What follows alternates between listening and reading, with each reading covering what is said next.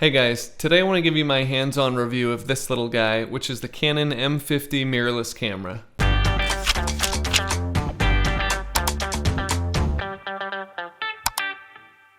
I normally use a Canon 5D Mark IV or a Sony A7R Mark III, but I wanted something that I could stick on a little tripod, hold it and walk around and use as a selfie cam while vlogging. So using this to shoot cinematic B-roll was kind of secondary for me, but I think this camera can do that pretty well too. There were a few cameras that came close, but only the M50 really met all of the requirements that I wanted. Now, I'm not going to say that the M50 is the ultimate vlogging camera or the ultimate YouTube camera, but for me, it fit exactly what I wanted it to do. I also want to mention that any footage you see in this video has been color corrected and color graded because this review is more of a practical application rather than looking at something technical using side-by-side comparisons.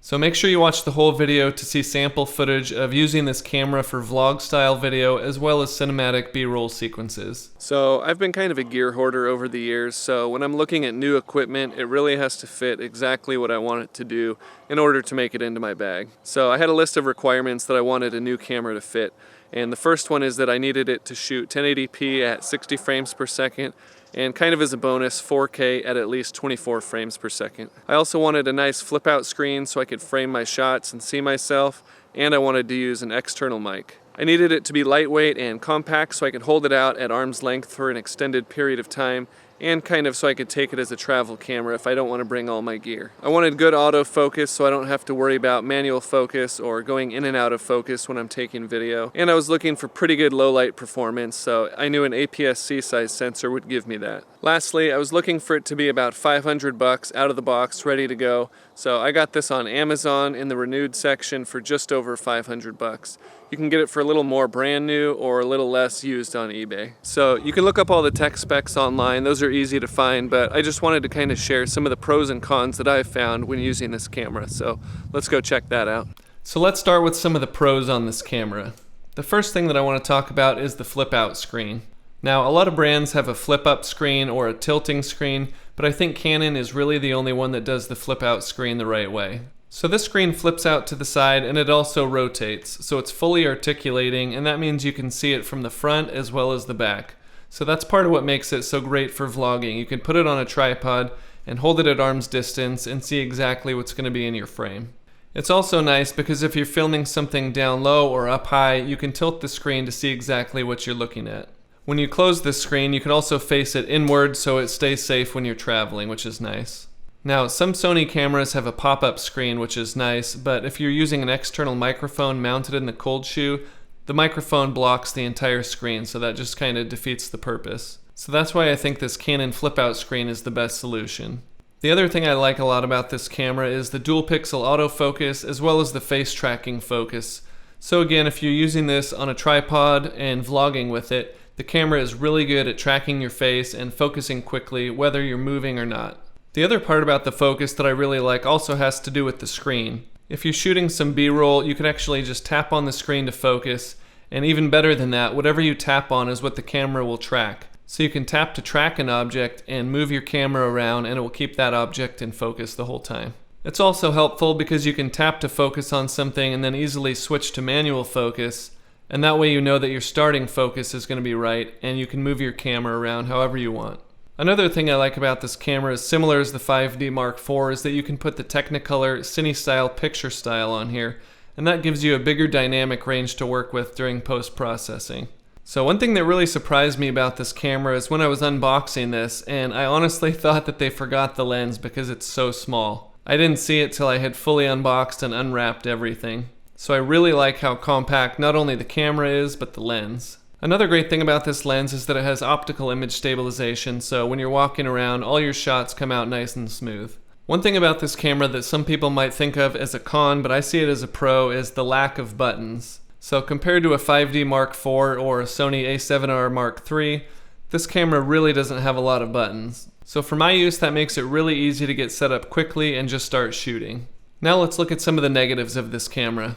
Now, the overall quality on shots, especially the cinematic B-roll shots, is not quite up to par with some of the more expensive cameras. Now, this is to be expected because this camera is about 1/5 of the price of a 5D Mark IV just for the body. And honestly, I'm being a little nitpicky. Unless you were doing a side-by-side comparison, no one's really going to notice or care. The one big quality difference I do notice is the dynamic range on this camera is smaller than that of the higher end cameras. So I noticed that I was blowing out highlights a little bit easier, and I just had to make sure to watch my exposure extra closely.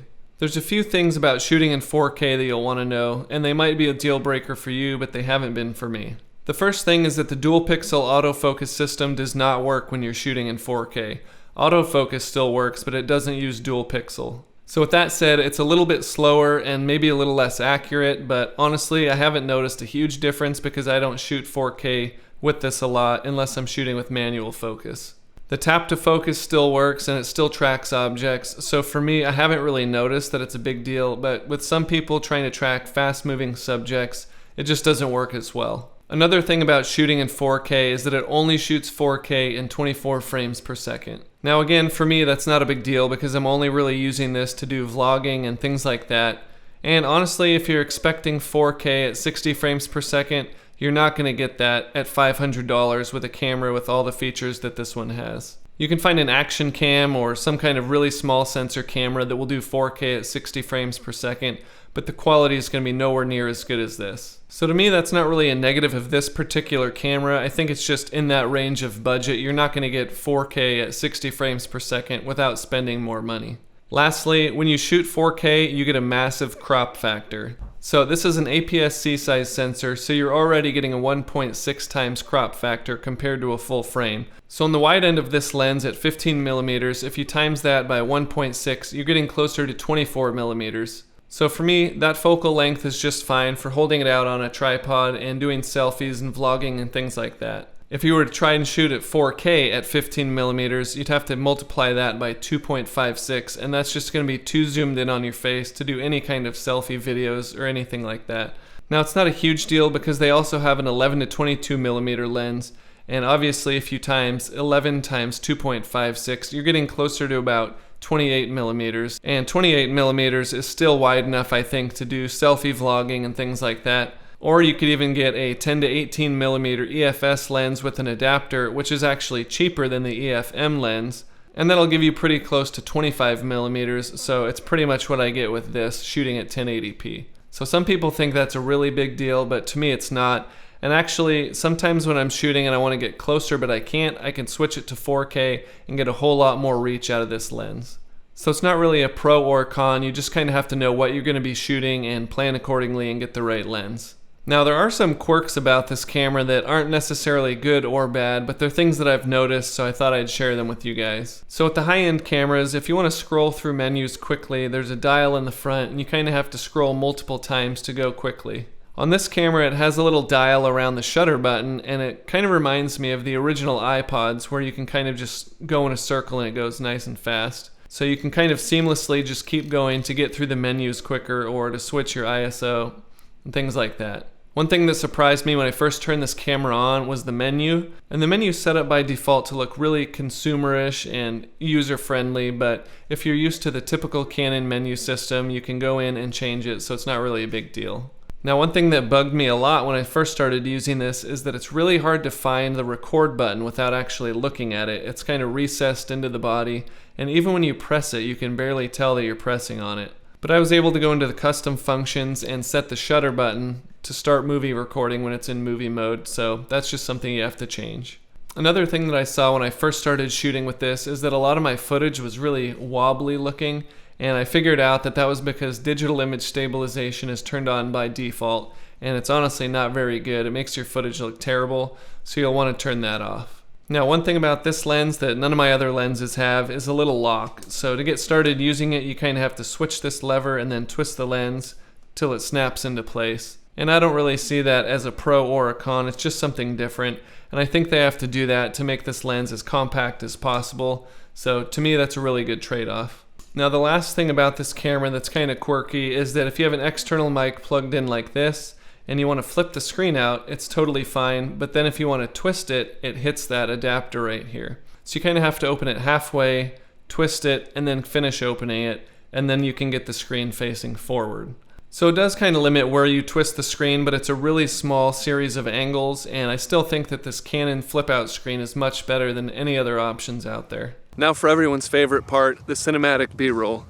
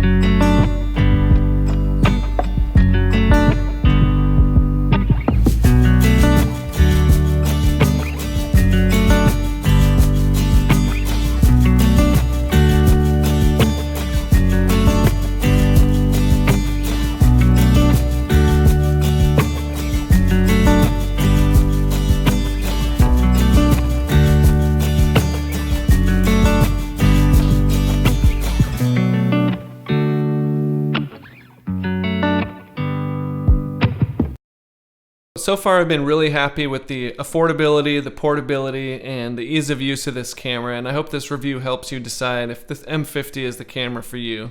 It works not only for vlogging, but also cinematic B-roll, as a compact travel camera, or as just a nice backup if something happens to your first camera. If you want to pick this camera or some accessories up, I'm going to have links in the description, and there are affiliate links to Amazon.